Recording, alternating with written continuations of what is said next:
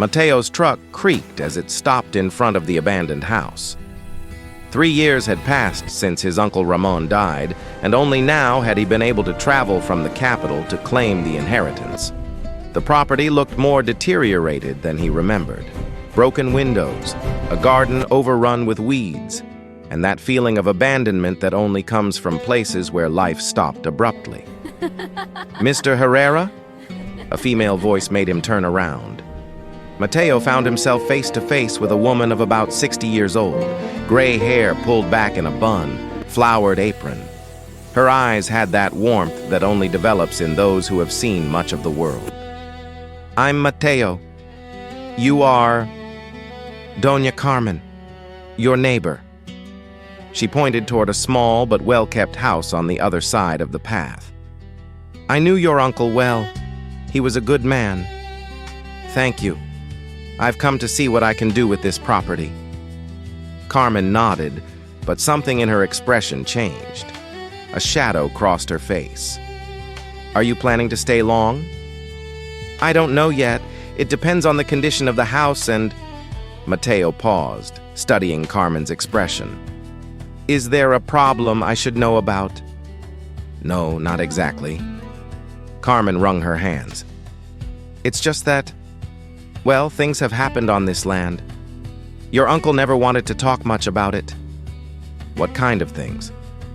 Before Carmen could answer, a girl of about 8 years old appeared running from the neighbor's house. She had brown hair in messy braids and big eyes that seemed too serious for her age. "Grandma Carmen, Mom says the food is ready." The girl stopped when she saw Mateo, studying him with curiosity but without fear. "Sophia, this is Mr. Mateo. He's going to stay in Mr. Ramon's house for a while." "Are you the nephew?" Sophia asked directly. "Uncle Ramon always said he had a nephew in the city who was an engineer." Mateo smiled, surprised by the girl's frankness. "That's right. And you live with Doña Carmen?" "Since my mom left." The answer was said with such naturalness that Mateo felt a knot in his stomach. Carmen quickly put a protective hand on Sophia's shoulder. "Come, child, let's go home. Mr. Mateo needs to settle in." But Sophia didn't move. Her eyes remained fixed on Mateo with a disturbing intensity. "Are you really going to stay? Or are you going to leave like all the others?" "Sophia," Carmen gently reprimanded her. "I plan to stay for a while," Mateo responded honestly, "at least until I fix the house." Sophia nodded, apparently satisfied with the answer. "Okay, but be careful when you dig near the big trees. My mom always said the earth there was different." Carmen went pale. "Sophia, let's go. Now." This time the girl obeyed, but not without directing one last significant look at Mateo. "If you need help, we're in the blue house." Mateo watched them walk away, the conversation echoing in his mind. He had come looking for a new beginning after years working in windowless offices, after a divorce that had left him questioning everything. The tranquility of the countryside had sounded perfect, but clearly, this town kept secrets. During the following days, Mateo immersed himself in renovation. The house was in better condition than it appeared from the outside. His uncle had been meticulous, and the structure was solid. But there was a problem. There was no running water. "The well dried up years ago," Carmen explained as she brought him a thermos of coffee. "Ramon had to bring water in containers from town. I'm going to need to drill a new one then." Mateo studied the terrain. "Is there any place you'd recommend starting?" Carmen followed his gaze toward the back of the property, where a group of ancient trees formed a small grove. Her expression became nervous again. Maybe the opposite side would be better. Those trees have very deep roots. It will be difficult to dig there. But Mateo had already noticed something that Carmen apparently preferred to ignore. The terrain near the trees was slightly sunken in a rectangular area, as if something had been buried and the earth had settled over time. "What happened to Sophia's mother?" he asked suddenly. Carmen almost dropped the thermos. "Why do you ask that?" "The girl mentioned she left, and you seem nervous every time we look toward those trees. Is there a connection?" Carmen was silent for a long moment. When she spoke, her voice sounded tired. "Elena was complicated, young, beautiful, but with ideas that didn't fit well in a small town.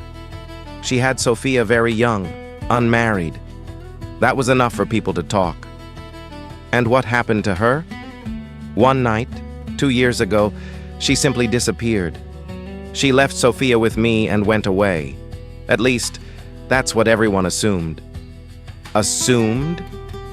Carmen looked at him directly for the first time.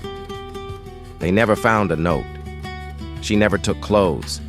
And Elena loved that girl more than her own life. No matter what problems she had, she would never have abandoned her like that." Mateo felt a chill. "Did you report her disappearance?" "Of course. But Commissioner Garcia said that women like Elena always end up running away, that she had probably left with some man and would return when the money ran out." "Women like Elena?" "Women who don't conform to what the men in town expect of them." The bitterness in Carmen's voice was palpable. "Elena worked too hard, was too independent, asked too many questions about things that didn't concern her." That night, Mateo couldn't sleep. He kept thinking about Sophia, about her 2 serious eyes, about her comment about the different earth near the trees. He kept thinking about a woman named Elena, who had apparently disappeared without a trace. At dawn, he made a decision. Mateo rented an excavator in the neighboring town, ignoring the curious looks and murmurs that followed his request. When he returned to his property, he found Sophia sitting on Carmen's porch, watching. "Are you going to dig where I told you not to?" the girl asked. Mateo parked the excavator and walked toward her. "Sophia, why did you tell me that about the earth near the trees?" The girl studied him with that disconcerting intensity he already knew. "Because my mom told me that if someday someone good came to live here, someone who really cared, I should tell them that." "Your mom told you that?" "The night before she disappeared, she told me that if something happened to her, I should tell someone trustworthy about the trees, that she would be waiting there." The girl's words chilled his blood. "Sophia, have you told this to anyone else?" "I told Grandma Carmen, but she says they're my imaginations. She says my mom is far away, living a new life." Carmen appeared at that moment, as if she had been listening. "Sophia, come here. Mr. Mateo has work to do." But Mateo approached Carmen with determination. "I need to know what really happened to Elena." "I already told you. She left." "No, she didn't leave. And you know it." Mateo lowered his voice. "That girl is living with the uncertainty of not knowing what happened to her mother. Is that fair?" Carmen looked at Sophia, then at Mateo. Her eyes filled with tears. Elena had discovered something about Commissioner Garcia and some men from town.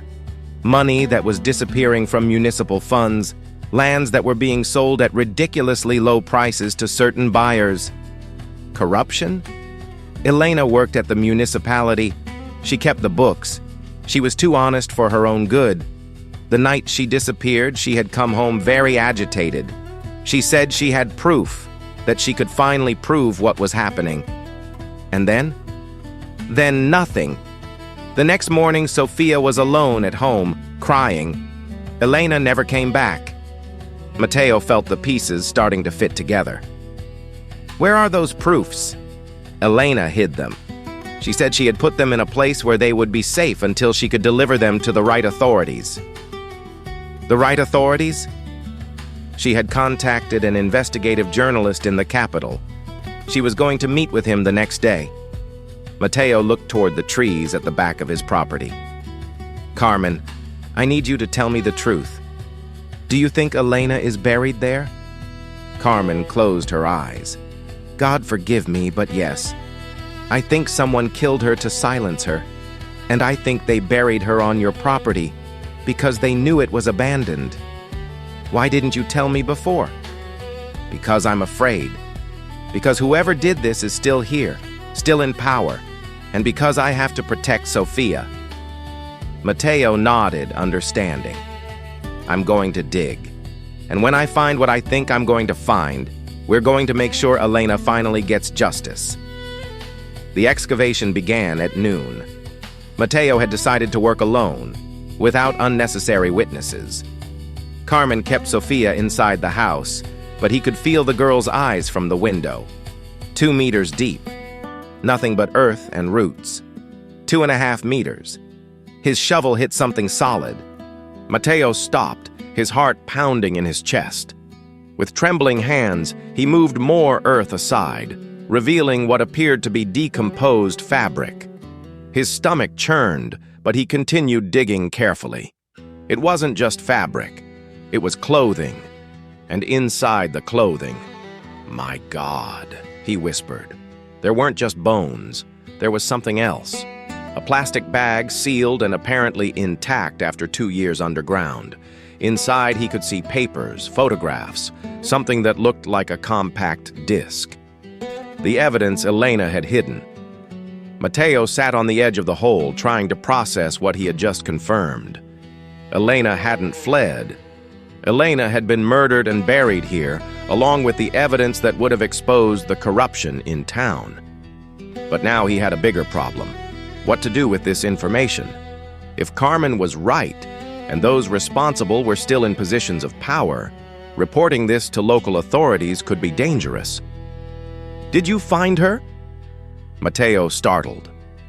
Sophia was standing at the edge of the hole, looking down with a strangely calm expression for an 8-year-old girl.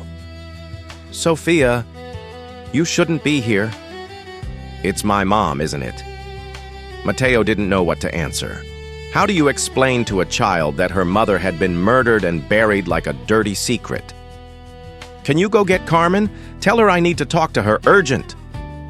Sophia nodded and ran back to the house. Mateo used those minutes to carefully cover the remains, but kept the evidence bag with him. Carmen arrived running, her face pale with terror and hope at the same time. "Is it her?" "Yes. And I found something else." Mateo showed her the bag. Elena indeed hid the evidence with her. Here's everything she needed to expose whoever is behind this. Carmen covered her face with her hands and began to cry. Tears of pain for the confirmation of her worst fears, but also of relief because they finally knew the truth. "What do we do now?" she asked between sobs. "Now we do what Elena wanted to do. We take this evidence to whoever can act on it. But first, I need to secure the scene and call the appropriate authorities." "Not the local police?" "No. The provincial police and that journalist Elena had contacted." "Carmen, do you remember the journalist's name?"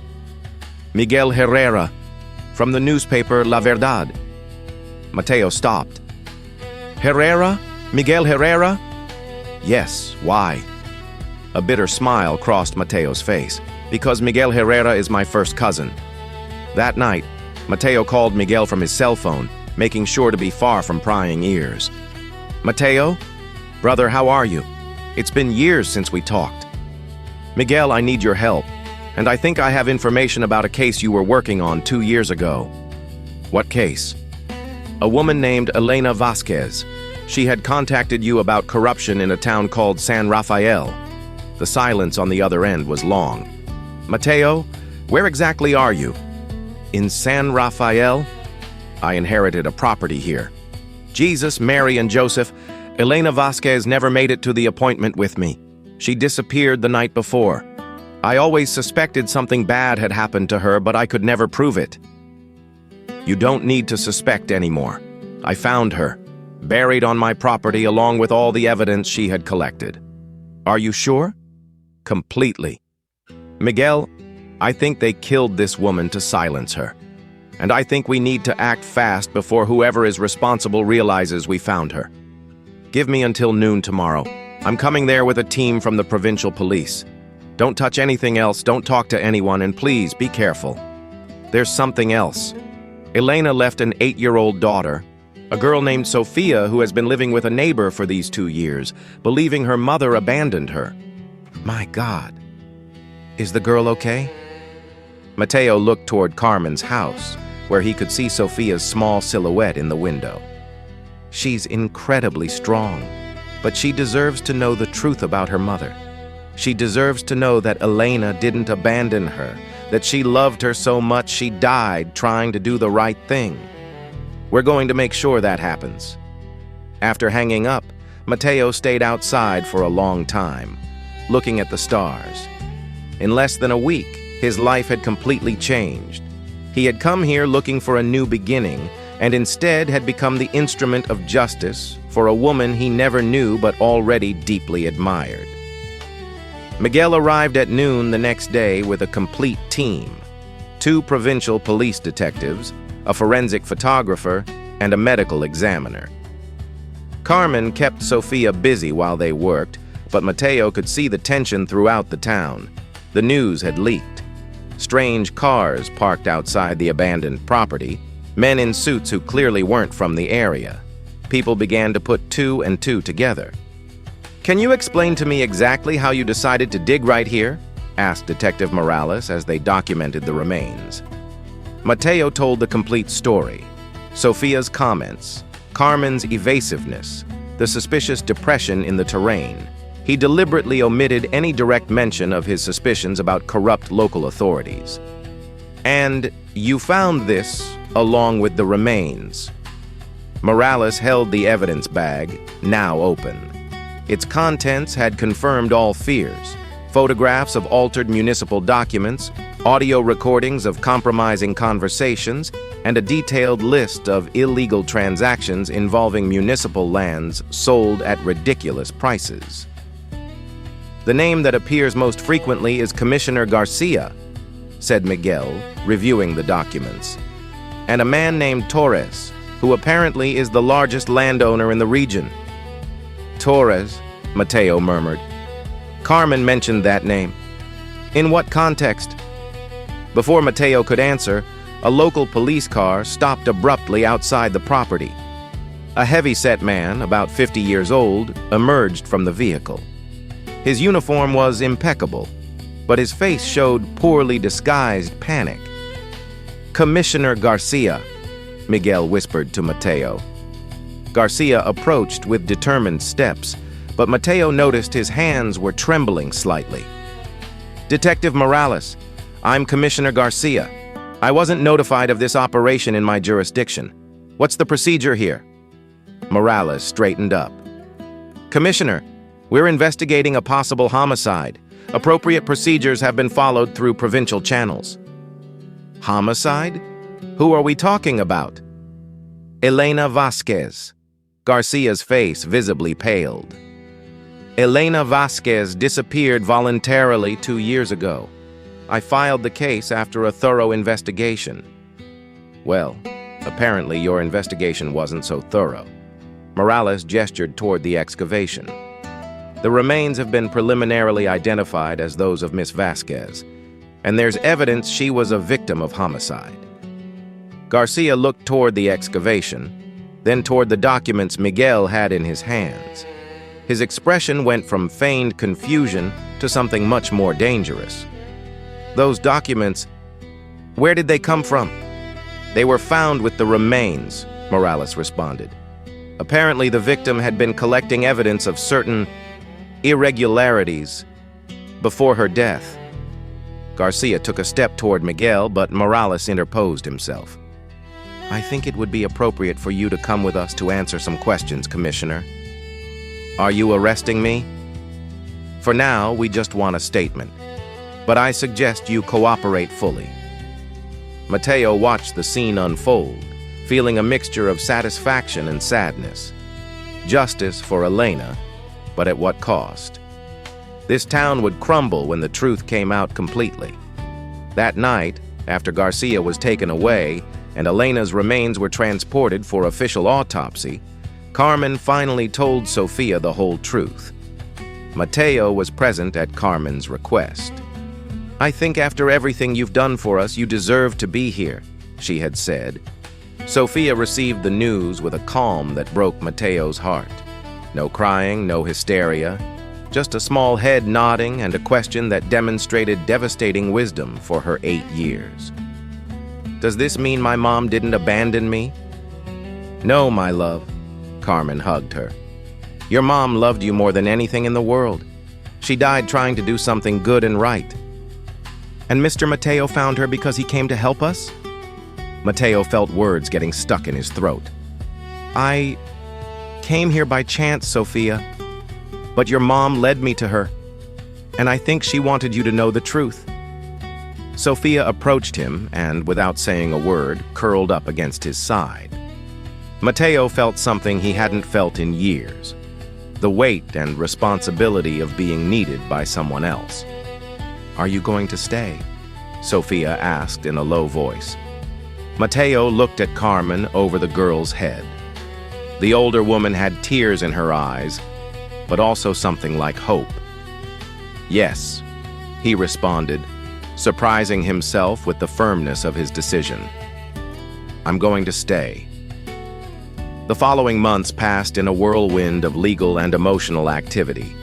Garcia was formally arrested, along with Torres and 3 more municipal officials. Elena's evidence was overwhelmingly conclusive. Miguel wrote a series of articles that not only exposed the corruption in San Rafael, but led to similar investigations in neighboring towns.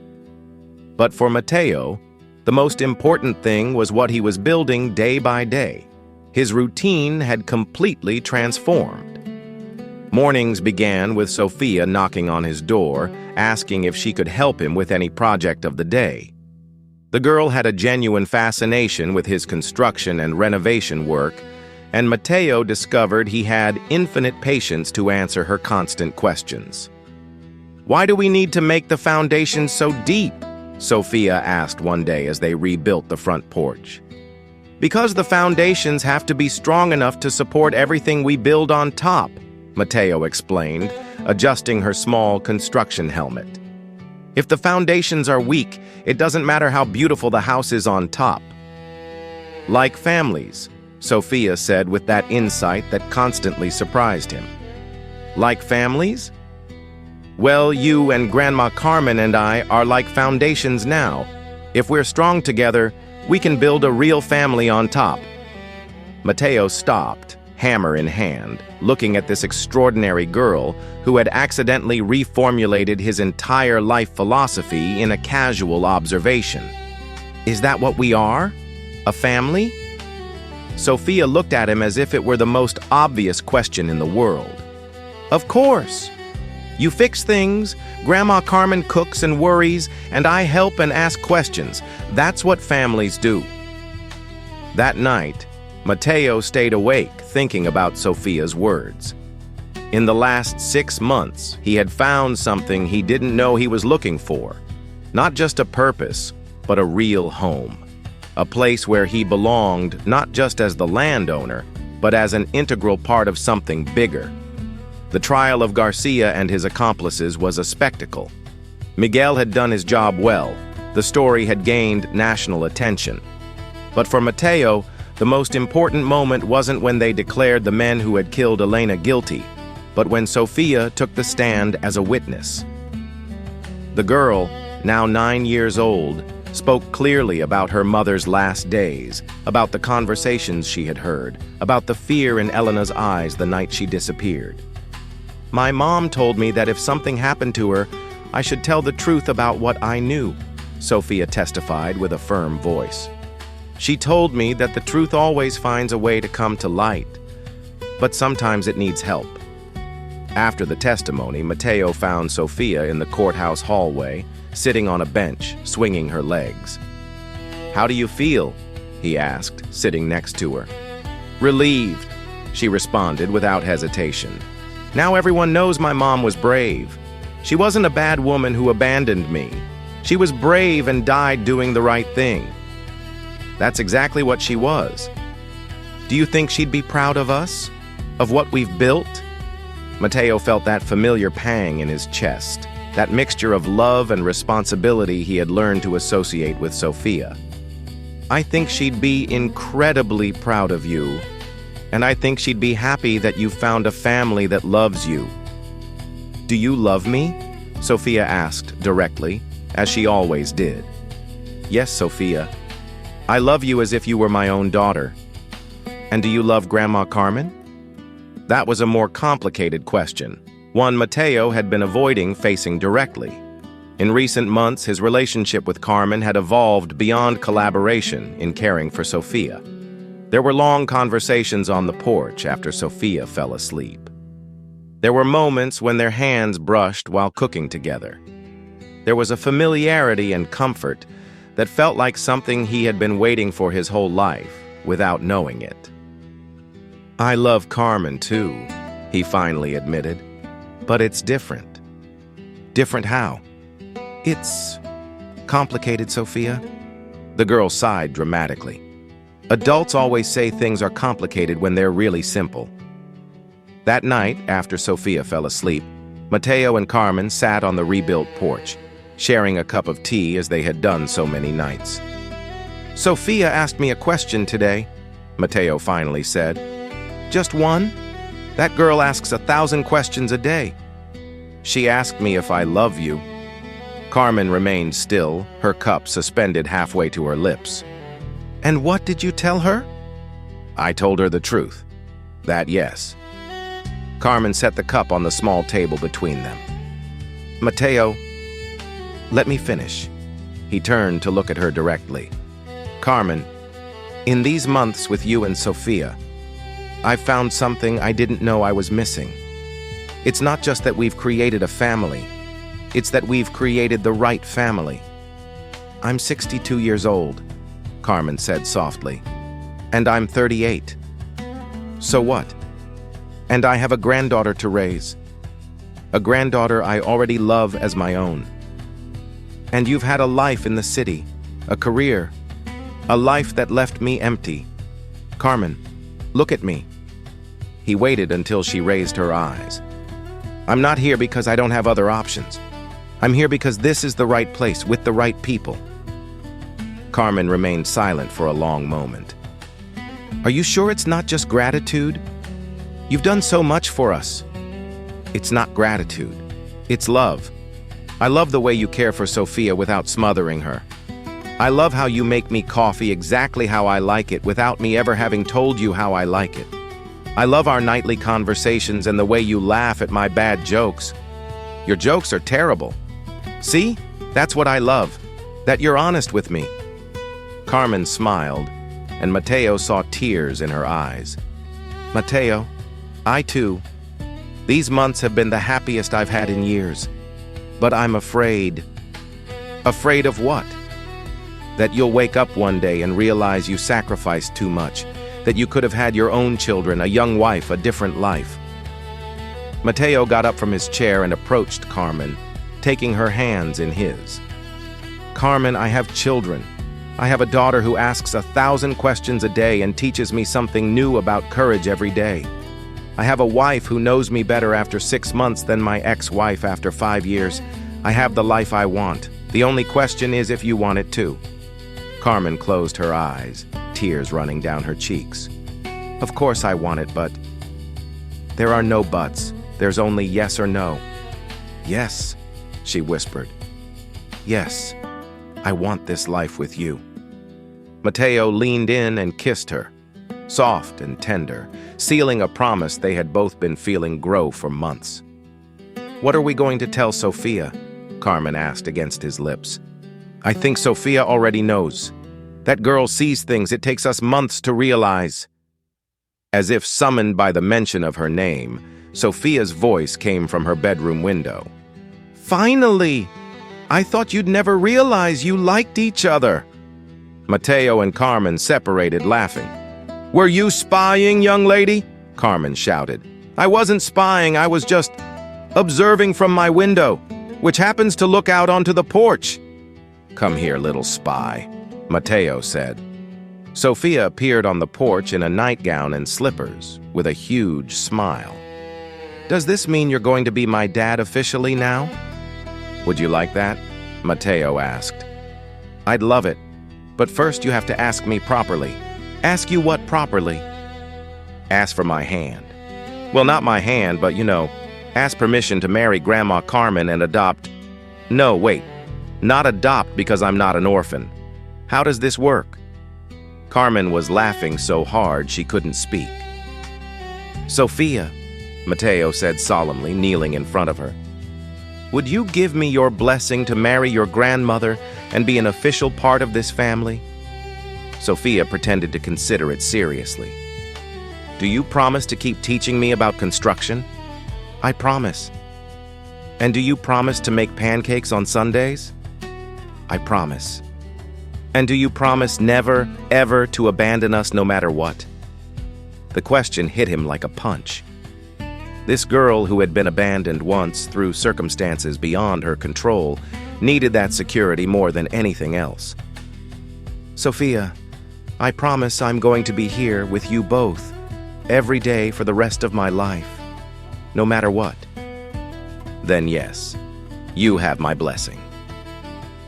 The small church in San Rafael was packed. It seemed the whole town had come to Mateo and Carmen's wedding. Miguel had come from the capital to be the best man, and had brought with him some journalist colleagues who had followed the story from the beginning. But for Mateo, the only person who mattered was standing next to the altar, waiting to be given away by Sophia, who had insisted on being the maid of honor and official giver-away of Carmen. Ready? Sophia asked, adjusting the small bouquet of wildflowers she had picked that morning. Carmen looked beautiful in a light blue dress that Sophia had helped choose. Her smile was radiantly happy.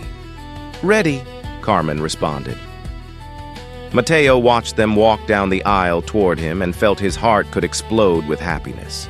In 2 years, he had gone from being a divorced and directionless man to being the patriarch of an extraordinary family. After the ceremony, during the reception in the yard of their renovated house, Sophia approached him while he was dancing with Carmen.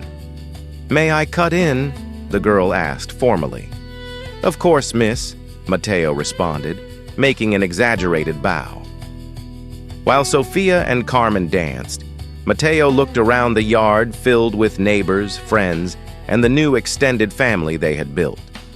His gaze landed on the grove at the back of the property, where there was now a small stone monument with Elena's name.